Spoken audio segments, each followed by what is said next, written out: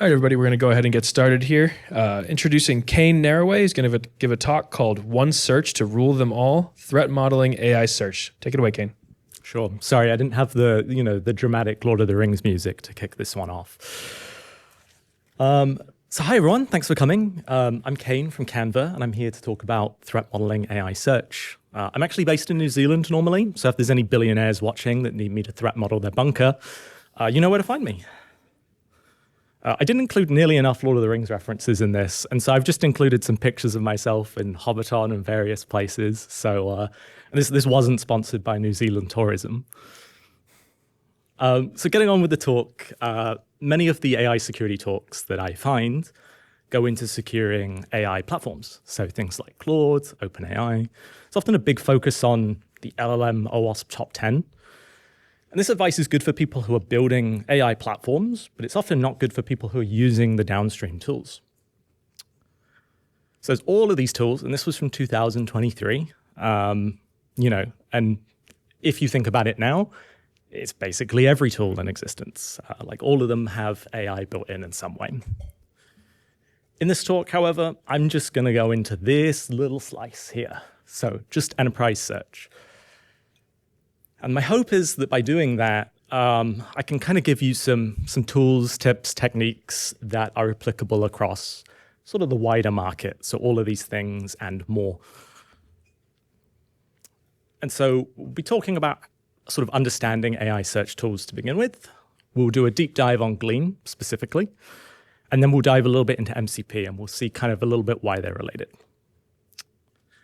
So first, we need to understand what AI search is. So the old search, very standard. You go to all of your things, you do your search, because who hasn't spent 30 minutes trying to find a document they last opened a year ago? And so the promise of AI search is that you just go to one place, you can do your search, and you get back your response. Simple. Of course, security people often think of this, and it's just the increase of risk surface area. So rather than needing to compromise 3 tools, now I only need to compromise the session cookie for 1. And so there's a lot of these tools. I've only listed half of them here. Probably since I made these slides a month ago, there's probably like double this amount, and I've probably missed a lot as well. Like I think Slack was the most recent one, maybe a couple weeks ago. And so, yeah, like I say, at Canva, our IT team and our security team decided to roll out Glean. But in previous roles, I've also used Guru, and I spent a little bit of time looking at Atlassian Rovo in my personal time. So really, all of the stuff that I'm going to be talking about is applicable to all of the above. And so how does it look to an end user? Well, this is our sort of Canva world, we call it. This is our little intranet, I guess. And so we built sort of a front end to Glean into that. So you can see someone's gone out, they've searched, where is my one-to-one template? And it's given them like a Confluence response back. And so that's what the user sees, but this is what actually happens beneath the surface, which is a little bit more complicated. So you saw number 1 and number 6, really. You didn't kind of see number 2, 3, 4, 5. And so really what it's doing is it's going out, it's making a bunch of API calls, it's returning the responses and indexing them in a vector database, and then it's using whatever LLM provider you select in order to sort of summarize that text, give it back to you in a way that sort of sounds natural, and provide it back in whatever UI you're using. And so everyone has their own preferences when it comes to threat modeling. You know, there's tons of different ways to cut it.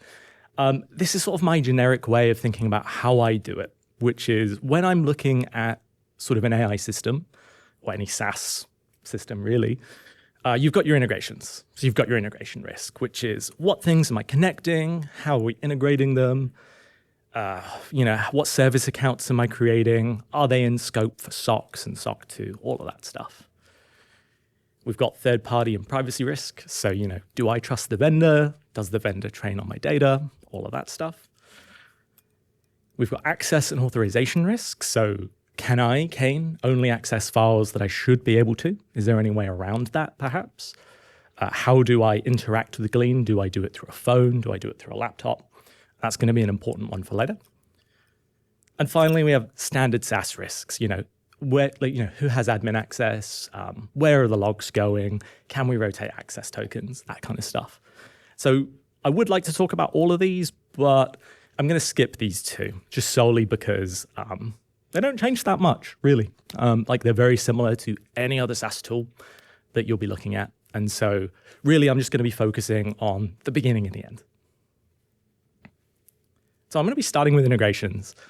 And the first thing I'm going to talk about is search fidelity, which is that not every data store is sort of the same level of quality. Connecting things like Slack can have side effects. And so when we rolled this out at Canva, we had a number of people who would go out and try to subvert Glean in fun ways. So there's going to be a lot of these during the talk. I'm going to include them in each of the dividing sections. And they get pretty weird, I'm going to say that now. This is a very tame one. So back on the topic of integrations, these are the three things that I tend to think about. So it's, the first one is, can I connect it? Like, is it in scope for compliance? Can I connect a FedRAMP app up? That kind of thing. The second is, should I connect it? Like, is it useful to people? And the third is, if I'm going to connect it, I'm going to need to investigate sort of the weird individual aspects of each. So thinking of the first point, these are kind of the things that I tend to think about. So, is it supported? Is it in scope for my compliance? What data classifications is it? That kind of stuff. So it's kind of the more GRC stuff that you want to think about. There's also varying levels of integration. So an interesting one is Slack. So Slack, you have a grid, and then under that grid, you might have different company workspaces. You've got private channels, public channels, private DMs. An interesting one is that you can connect up things like Glean to collect any of these. And so, do I care about public channels? Probably not, like just public data. Do I care about my private DMs being indexed? A lot of people say yes. There might be DEI channels. It might be, me shit posting about my boss or something. There's various different things that I might not want potentially indexed. And so we're going to look into auth and some of the issues there. And apparently CTO now has a very different meaning.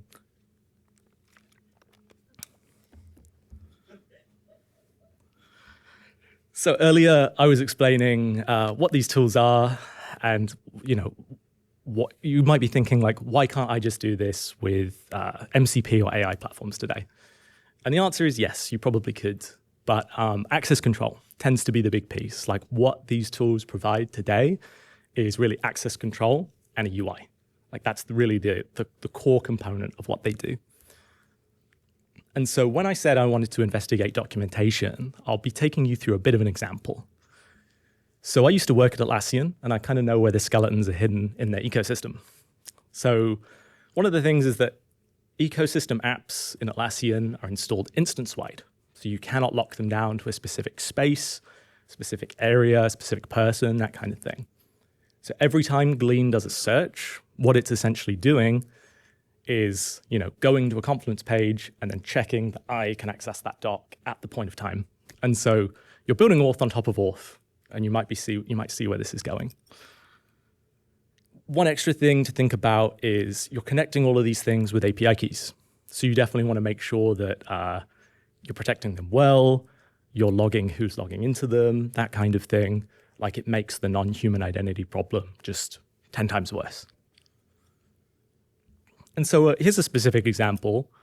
I saw this text at the bottom on Glean's bug bounty, and I was a little bit confused. So I decided to look into it. And what we found is that essentially there was a case where we were running Glean sort of in a cloud prem model, hosted by ourselves. We weren't using the cloud version. So we sort of assumed that all our API keys on our infrastructure, nice and safe, can't be accessed by anyone else. But no, that wasn't actually the case. The Atlassian API specifically had a weird caveat where they had been put on a proxy that Glean sort of connected to our infrastructure. If there's any Glean customers here, that's actually been fixed, so don't worry about this anymore. That's something we worked through with them. But there's little weird things like this where you might assume you are secure because you're running your own setup, but actually you're not because there's weird infrastructure connections you need to make. Additionally, we found a few small handful of bugs in obscure scenarios. So different SaaS apps have different APIs, and they might have different authorization APIs. So like a great example is that we found that if we archived a page, moved it, deleted it, and then restored it, the access permissions were wiped. And so in those cases, Glean would be able to find it, but it wasn't really a Glean problem. It was more of just a weird Confluence problem. And so there's a high likelihood of auth issues. Like building auth is hard. Building auth on top of auth is even harder. And building auth on top of auth when the APIs change every day is probably one of the hardest things you can do. So going a little bit more into the zero trust space, there's an interesting way that you can kind of mess up your own setup. So this is something that a lot of enterprise security teams might do. You've got Confluence here, which is protected, and you need to use a managed device to access it. Whereas Slack, you can access it from your phone. Now, what happens if you put Glean on phones and you connect Confluence in? You've just kind of bypassed all your stuff. So it's very easy to break your own zero trust setups with this stuff. So you generally want to put Glean in the highest security tier possible, and then you can kind of negate most of those issues. So do consider what you connect and where you allow usage from. Well, I put this in. I don't really think it's a huge risk. Really, this whole model increases discoverability, right? So it makes things easier to find. Now, if an attacker compromised your systems, they could probably find it anyway. It just makes life a bit easier. So I would recommend you at least do some sort of keyword searching when you do a rollout to find, stuff that might have been open from 10 years ago that you've kind of never locked down. So next we're going to talk about controls. And I'm not sure what wasp milk is, so don't ask me. So in terms of high-level controls, you really only have three. You can run your own. You can run it on-prem, one of those. You can decide on what apps you want to connect and what level of connection you want. And then you can decide where you want to enable access from. And that's like the biggest things you should think about, because that's just reducing your risk. And tactical controls are pretty limited. There's no button to enable encryption. There's not the secure button. So you can do some things like detect API key usage from outside of your infrastructure and things like that. But I would say, most people aren't going to do them unless you've got a lot of time and a lot of high fidelity signals that you can alert on. And if anyone needs me to hook you up with James for some wasp milk, I can always do that afterwards, apparently. So you might be wondering why I talk about MCP in a sort of Glean and enterprise search talk, and we'll get to that. You'll find they're pretty similar. So I'll give you the quick what is MCP, which is it's basically a layer in front of your APIs that sort of turns LLM prompts into specific actions. So, you say, get me all my Canva designs, save them as JPEGs on my desktop. It can then go out, talk to the APIs, get them, do some file system actions, and then return them. And so it's all based on your API tokens and what access you give it, basically. And this is kind of what it looks like to an end user. So there's a prompt, which if expanded, shows what actions it will be taken. You can do things like YOLO mode, where it just goes and does it, and there's no actions. That's something I would recommend you stop your developers doing if you can. But one of the things with MCP is that at the point of talking, it doesn't have authorization. So with that previous design, you needed sort of an agent on every single laptop in your company. And so you might roll them out with Jamf or Intune or whatever you're using to manage it. But I find that more commonly people are just going out downloading stuff. And so it's no different to just downloading random apps off the internet. Now, what Cloudflare and a couple of others have done is build a sort of encapsulation layer around MCP where you can host a proper server. And so in that previous slide, I kind of had server in quotes because it's running on the workstation. But with this sort of new design, it is an actual server. You can either have like one server connecting to all your different SaaS apps, or you can have one server per each SaaS app, depending on what you want to do and what your risk threshold is and that kind of stuff. And so what this does is it lets us vet sort of our MCP server and add things like centralized logging, monitoring, make sure we're using one good version of it rather than 1,000 different versions downloaded from the internet. And so there are some pros and cons of both. Like, I'm not going to say that like you should definitely centralize. Like the bonus of the local design, of course, is that you can use local file system actions, which you probably don't want to do on a server. So you do get increased flexibility. It lets you, save CSVs, do stuff on your desktop, that kind of stuff. Whereas with the server design, you do get better security through centralization. Like you don't have the problem of all these package manager problems that we're seeing with it. And it does give you increased ease of use. Like, it just makes it easy for people to use. If you say, just go here and you can do the thing. Like, generally, when it comes to security, the paved path is, the preferred design because we're making people's lives easier. And so what I recommend when it comes to sort of threat modeling MCP and how to secure it is use logging to detect what MCP servers people are using today, like in your company. Then security review them, provide like a paved path for those, deploy them to workstations to make it easier. And so then it's out on people's laptops. You've maybe got an agent that can do all this stuff for them. And so maybe they just interact with one agent. We have one called Otter at Canva. So people just interact with that rather than all this stuff. And then finally, you can provide upstream support. And what I mean by that is you can sort of host your single server that connects to it and, your life is easy. But maybe you can't do that if you need the file system stuff we were talking about. And you'll find it's a similar pattern to enterprise search, right? Like, a lot of it is going out to different SaaS services with this layer in the middle and connecting to it and responding to results. Like, it's the same exact pattern. I suspect like a lot of the enterprise search vendors are probably adopting this ASAP because it's probably an easier way to do what they were doing already.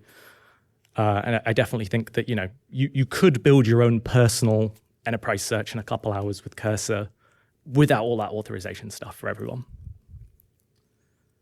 And so this is kind of how I frame it with the sort of server-side design. You have the integrations as standard, you have the access layer. Again, same threats, the zero trust threat, all the same stuff, absolutely no different. And of course, you do have the sort of privacy risks that we talked about sort of encapsulated over all of this. So really a summary is that when we look at Glean, we'll kind of just go into that extra stuff. But I did think this was an interesting one.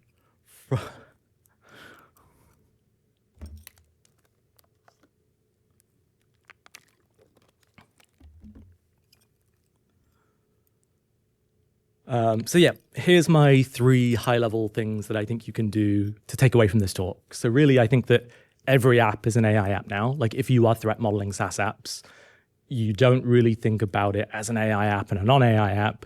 You think about it of like, what is it integrating to? Where is it being accessed from?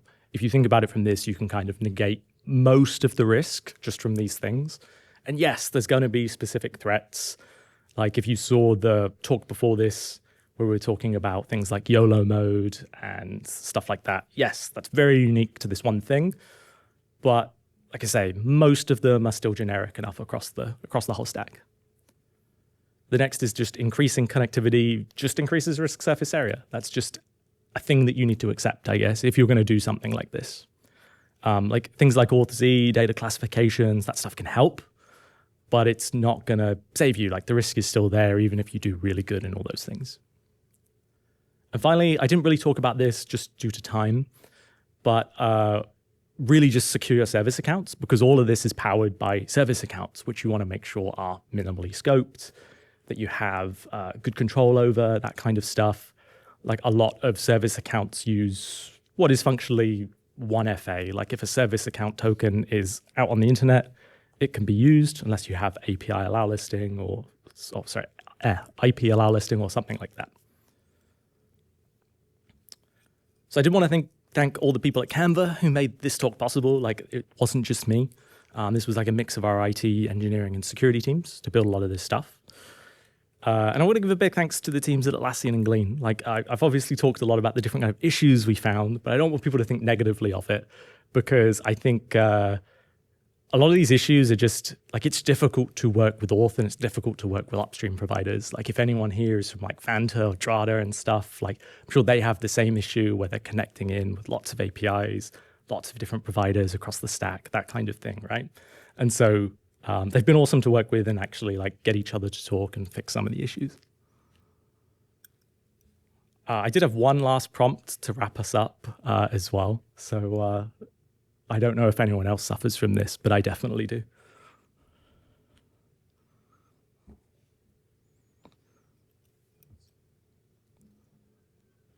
And I think I'm on to the questions a little bit faster than anticipated. Cool. So there's one on the Slido. I can just read it out loud for you. Any suggestions for monitoring endpoint MCP use detections, e.g. identifying ones that need review? Yeah, you use whatever preference you have. Like, you can use your EDR or your MDM tools to like look for this stuff across the fleet. I don't think there's anything really good that I've seen, like in terms of detection packs to find this stuff. I think we've been doing a lot of it manually. I guess that's an interesting one if anyone else has seen that stuff, or if anyone builds a detection pack for that kind of stuff. I know a lot of people use OS Query to do searches and stuff across the fleet as well. So I don't think it would be too hard to use something like that to find it, categorize it, see what people are using. I think, like I said, really the key is making sure that you don't have like 12 different Jira MCPs that are hosted from legit providers, dodgy ones, random guy on GitHub, that kind of stuff, you know? And I can run around for any live questions, if there are any. I think there was one up there.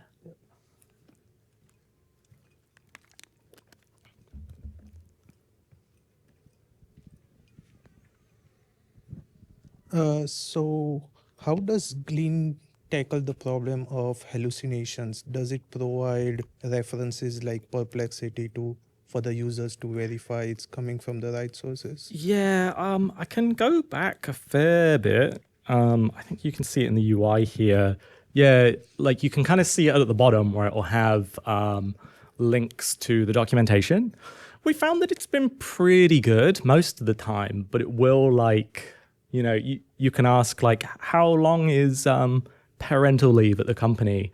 And it'll get parental leave confused with like, I don't know, something else like sick leave or something. And so it'll be like, yeah, parental leave is like 2 years or something. And everyone's like, oh, cool, great. But you obviously need to go and check the documentation first. And that's kind of why I said, like, these tools are basically just access control and a UI. And the UI is an important part too, as well. Then is it something similar to what that particular SaaS-based product have a search engine as well, right? Atlas will have. So basically, Glean is the search engine for that SaaS-based product. How is it compared to that particular SaaS-based product search engine? I really hate Confluence Search, so it's a bad question for me. But yeah, it really depends on the tooling, right? Like, I find that some are better than others. I find, at least in our case, Glean was better than Confluence directly. But it depends, you know, from my end slide there.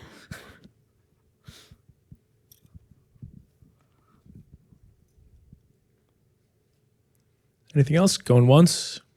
Going twice? All right, great. Thank you, Kane. That was wonderful. Thanks so much. Easy. Thanks a lot.